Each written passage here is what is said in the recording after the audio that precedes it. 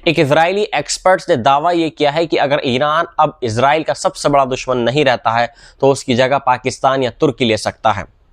Israeli अखबार मारीव में छपे एक लेख में जानकार बॉज गोलानी ने लिखा है कि क्षेत्र में रेत खिसक रही है और ईरान के खिलाफ जारी जंग के बाद ताकत का संतुलन बदल सकता है। उनके मुताबिक अली खामनेई के दौर में ईरान ने 3 दशकों तक इजराइल के सबसे बड़े विरोधी की भूमिका निभाई है, लेकिन हालिया युद्ध और आर्थिक संकट ने ईरान की सैन्य क्षमता को कमजोर कर दिया है। इसलिए अब कोई नया देश इस जगह पर आ सकता है। उन्होंने 2 नाम बताए हैं, तुर्की और पाकिस्तान। लेख में कहा गया है कि दोनों बड़े मुस्लिम देश हैं, बड़ी आबादी यहाँ पर रहती है, मजबूत सेनाएं हैं और दोनों के अमेरिका से अच्छे रिश्ते भी हैं। जानकारों का यह भी मानना है कि यही वजह है कि फ्यूचर में इनमें से कोई एक इजराइल का बड़ा क्षेत्रीय प्रतिद्वंदी यानी मुखालिफ बन सकता है। दूसरी तरफ इजराइल और तुर्की के बीच पिछले दिनों तनाव काफी बढ़ चुका है। बेंजामिन नेतन्याहू ने रेसेप तैयब एर्दोगन पर तीखे आरोप लगाए हैं, जबकि गजा युद्ध और सीरिया में प्रभाव को लेकर दोनों देशों के बीच पहले से खींचतान चल रही है। माना यह जा रहा है कि सीरिया आने वाले समय में इस प्रतिस्पर्धा का केंद्र बन सकता है। वहीं पाकिस्तान ने ईरान युद्ध के दौरान मध्यस्थता की भूमिका निभाकर इंटरनेशनली लेवल पर अपनी मौजूदगी दिखाई है। पाकिस्तान के रक्षा मंत्री ख्वाजा आसिफ ने हाल ही में इजराइल को बुराई और इंसानियत पर अभिशाप यानी उसको एक कर्ज किया था, उसको बद्दुआ दी थी, जिससे चर्चा और तेज हो गई है। लेख में ये भी चेतावनी दी गई है कि इजराइल को तैयार रहना चाहिए कि ईरान संघर्ष खत्म होने के बाद तुर्की या पाकिस्तान में से कोई एक उसके सामने नई चुनौती बन सकता है। साथ ही कहा गया है कि इस स्थिति में इजराइल की सबसे बड़ी ताकत अमेरिका से उसका रिश्ता ही रहेगा। यानी साफ है कि मिडल ईस्ट की राजनीति अब सिर्फ ईरान बनाम इजराइल तक सीमित नहीं रही है, बल्कि आने वाले समय में तुर्की, पाकिस्तान और सीरिया जैसे मोर्चे नई जंग और नई कूटनीतिक प्रतिस्पर्धा का केंद्र बन सकते हैं। फिलिस्तीनियन फुटबॉल एसोसिएशन के अध्यक्ष जबरील रजूब समेत संगठन के 3 अधिकारियों को कनाडा ने वीजा देने से इनकार कर दिया है। ये अधिकारी 30 अप्रैल को वैंकूवर में होने वाली फीफा कांग्रेस में हिस्सा लेने वाले थे। कनाडा इस साल होने वाले फीफा वर्ल्ड कप 2026 का सह मेजबान भी है। साथ में यूनाइटेड स्टेट्स और मैक्सिको भी मेजबान है। अब फिलिस्तीनी फुटबॉल संघ ने फीफा से अपील की है कि वे इस मामले में दखल दे। कनाडा के इमिग्रेशन विभाग ने व्यक्तिगत मामलों पर टिप्पणी से इनकार कर दिया है, लेकिन कहा है कि हर आवेदन का फैसला केस बाय केस आधार पर किया जाता है। रिपोर्ट्स के मुताबिक जबरील रजूब फीफा कांग्रेस में इजराइल द्वारा वेस्ट बैंक में फुटबॉल मैच आयोजित करने का मुद्दा उठाने वाले थे। वेस्ट बैंक को संयुक्त राष्ट्र अवैध कब्जा वाला क्षेत्र मानता है। पिछले महीने फीफा ने 2024 की शिकायत पर जांच के बाद कहा था कि वेस्ट बैंक की कानूनी स्थिति जटिल और अनसुलझा एक मुद्दा है, इसलिए वह कोई कार्रवाई नहीं करेगा। इस बीच फरवरी में कई मानवाधिकार और खेल संगठनों ने इंटरनेशनल क्रिमिनल कोर्ट में 120 पन्नों की शिकायत दायर की है, जिसमें फीफा अध्यक्ष गियानी इन्फेंटिनो और अलेक्जेंडर कैफरीन पर आरोप ये लगाया गया है कि वे कब्जे वाली जमीन पर इजरायली क्लबों को खेलने की मंजूरी देकर युद्ध अपराधों में मदद कर रहे हैं। दूसरी तरफ ये एक मामला ऐसे समय में सामने आया है जब अमेरिका में भी फीफा वर्ल्ड कप 2026 को लेकर चिंता और ज़्यादा बढ़ गई है। टिकटों की महंगी कीमतें, विदेशी यात्रियों पर सख्त निगरानी, सोशल मीडिया जांच और आईसीई की कार्रवाइयों ने माहौल को तनावपूर्ण बना दिया है। कुछ लोगों को सिर्फ फोन में अमेरिकी सरकार की आलोचना मिलने पर प्रवेश से रोका गया है, जबकि कुछ को डिटेंशन सेंटरों में हफ्तों रखा गया है। दिसंबर में व्हाइट हाउस की वर्ल्ड कप टास्क फोर्स से जुड़े एंड्रयू गुलानी ने ये तक कहा था कि गैर अमेरिकी नागरिकों को स्टेडियमों में आईसी रेड से पूरी सुरक्षा की गारंटी नहीं दी जा सकती। यानी अब फुटबॉल का सबसे बड़ा टूर्नामेंट सिर्फ खेल नहीं, बल्कि राजनीति, मानवाधिकार, वीजा नियमों और अंतर्राष्ट्रीय विवादों का मंच बनता जा रहा है। अमेरिका और ईरान के बीच अब एक और बड़ी सैन्य खबर सामने आई है। अमेरिकी नौसेना ने पुष्टि की है कि उसका एक बेहद महंगा जासूसी ड्रोन MQ-4C ट्रिटन फारस की खाड़ी में दुर्घटनाग्रस्त हो गया। ये ड्रोन 9 अप्रैल को मिशन के बाद गायब हो गया था और अब अमेरिकी नौसेना की सेफ्टी रिपोर्ट में उसकी तस्दीक कर दी गई है। रिपोर्ट्स के अनुसार सुरक्षा कारणों से हादसे की सटीक जगह नहीं बताई गई है, लेकिन कई ओपन सोर्स इंटेलिजेंस जानकारों का कहना है कि यह ड्रोन पर्शियन गल्फ में गिरा है जब ये स्ट्रेट ऑफ हार्मोज के ऊपर मिशन पूरा कर वापस लौट रहा था। बताया जा रहा है कि ड्रोन इटली के नवल एयर स्टेशन सिगोनाला बेस की ओर जा रहा था जो सिलिसिली में स्थित है। अब ये साफ नहीं है कि ड्रोन को मार गिराया गया है या तकनीकी खराबी इसमें आई थी जिसकी वजह से ये क्रैश हुआ है। अमेरिकी यूएस सेंट्रल कमांड ने इस मामले पर सवालों का जवाब नहीं दिया है और ना ही ये बताया है कि ड्रोन को वापस लाने की कोई कोशिश होगी या नहीं। ये ड्रोन कोई मामूली विमान नहीं था।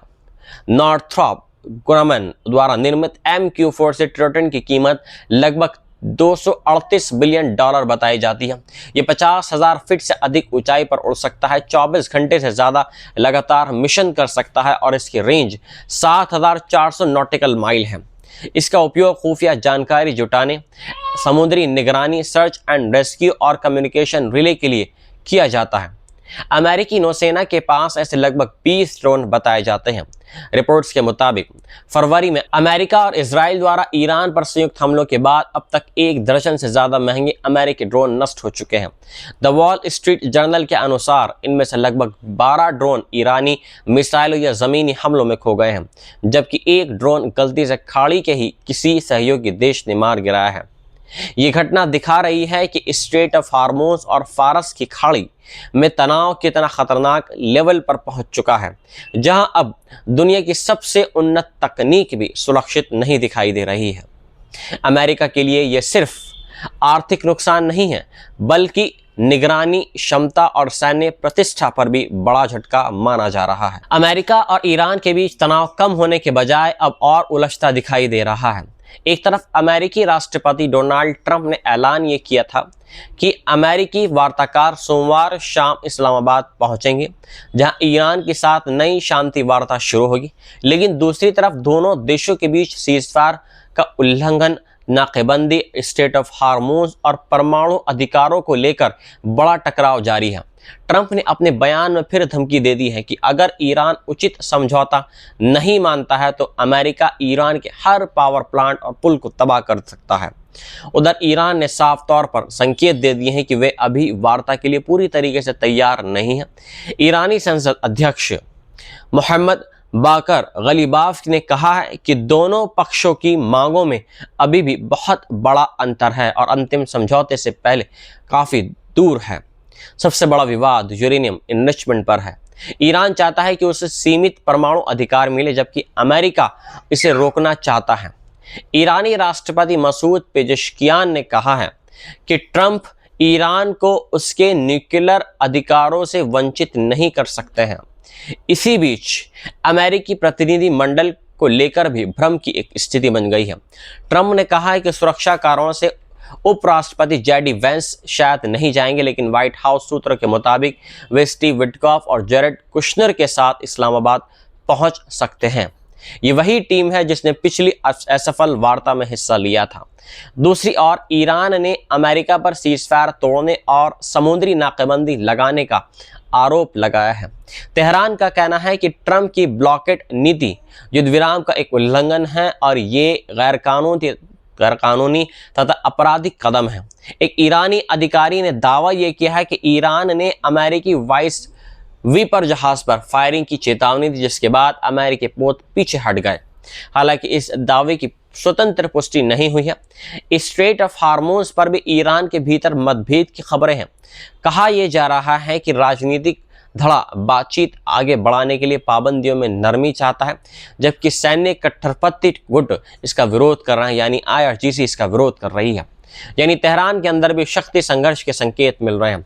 इस बीच यूनाइटेड किंगडम में भी ईरान समर्थित गतिविधियों को लेकर चिंता बढ़ गई है। ब्रिटिश आतंकवाद निरोधक पुलिस का मानना है कि यहूदी स्थलों पर हालिया हमलों के पीछे ईरानी समर्थित तत्व हो सकते हैं। हरकत अशबाब अल यमीन अल असलिया नामक संगठन ने इन हमलों की जिम्मेदारी ली है। कुल मिलाकर हालात ये हैं कि एक तरफ शांति वार्ता की तैयारी हो रही है, लेकिन दूसरी ही तरफ धमकियां, आरोप, सैन्य तनाव और अंदरूनी संघर्ष ये दिखा रहे हैं कि समझौते की राह इजराइल और लेबनान के बीच 10 दिन का सीजफायर शुक्रवार आधी रात से लागू होते ही लेबनान में एक बड़ा मानवीय दृश्य देखने को मिला है, जहां हजारों नहीं बल्कि लाखों बेघर और विस्थापित लोग इजरायली चेतावनियों के बावजूद अपने घरों की तरफ लौटने लगे हैं। इजराइल ने साफ कहा था कि लितानी नदी के दक्षिण वाले इलाकों में लोग वापस ना जाएं, क्योंकि उसकी फौजें अभी भी दक्षिणी लेबनान में मौजूद हैं और हिजबुल्लाह की गतिविधियों पर नजर रख रही हैं। दूसरी तरफ लेबनानी सेना और हिजबुल्लाह ने भी लोगों से कहा था कि अपनी सुरक्षा के लिए वापसी में अभी थोड़ा देरी करें। खास तौर पर दक्षिणी लेबनान, बैरूत के दक्षिणी उपनगर दहिये और बेका वैली के लोग फिलहाल इंतजार कर रहे हैं, लेकिन 6 हफ्तों की बमबारी, तबाही और जमीनी हमले झेल चुके लोगों के सब्र का बांध अब टूट चुका था। जैसे ही अमेरिकी राष्ट्रपति डोनाल्ड ट्रंप ने गुरुवार दोपहर सीजफायर का ऐलान किया, वैसे ही लोग अपने घर लौटने की तैयारी में लग गए। शुक्रवार तड़के ही सैदा और सूर को जोड़ने वाला हाईवे वाहनों से जाम हो गया। कारों में लोग, उनके सामान, बिस्तर, गद्दे और जरूरी चीजें भरी हुई थी और सबका रुख दक्षिण की तरफ था। कासमिया इलाके में लोग लितानी नदी पार करने के लिए उस अस्थायी रास्ते से गुजरते दिखे जिसे युद्ध विराम लागू होते ही जल्दी जल्दी बनाया गया, क्योंकि इजराइल ने एक दिन पहले ही कासमिया ब्रिज को उड़ा दिया था, जो दक्षिण लेबनान को बाकी हिस्सों से जोड़ने वाला आखिरी अहम पुल था।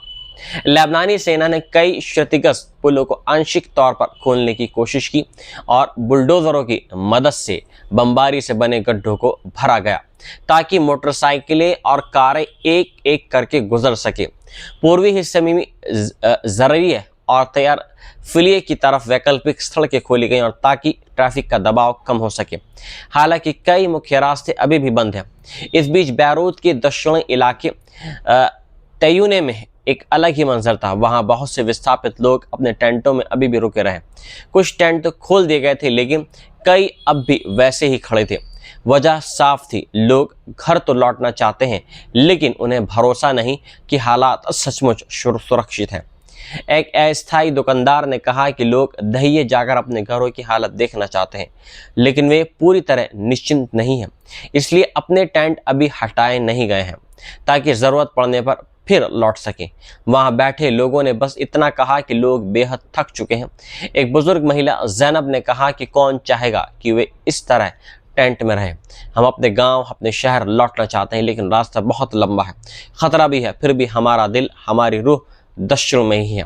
इसी भावना ने हजारों लोगों को चेतावनियों के बावजूद वापसी पर मजबूर कर दिया। हालांकि सीजफायर काफ़ी हद तक लागू दिखा, लेकिन इसके प्रभावी होने के बाद भी कुछ घंटों तक इजरायली गोलीबारी दक्षिणी लेबनान के कुछ हिस्सों में जारी रही। हिजबुल्लाह ने भी बयान देकर कहा कि वे पूरी तरह सतर्क हैं और किसी भी दक्षिणी उल्लंघन की स्थिति में उसका हाथ ट्रिगर पर है। सीजफायर लागू होने से कुछ ही पल पहले इजराइल ने दक्षिणी शहर सूर में एक रिहायशी इमारत पर हमला किया है, जिसमें 11 लोग मारे गए हैं और 35 लोग घायल बताए जा रहे हैं।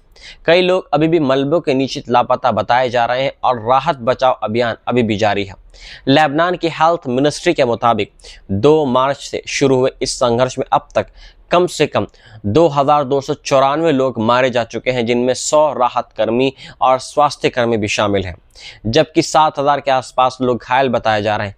पूरे देश में लगभग 12 लोग विस्थापित हो चुके हैं। यानी सीजफायर ने लोगों को घर लौटने की उम्मीद तो दी है, लेकिन ज़मीन पर तबाही इतनी गहरी है कि राहत के साथ हर डर भी मौजूद है। लोग वापस ज़रूर जा रहे हैं, लेकिन उनके सामने सवाल ये है कि क्या उनके घर अभी भी बचे हैं, क्या रास्ते सुरक्षित हैं और क्या ये युद्ध विराम टिकेगा भी या नहीं, अभी भी बेहद कठिन है।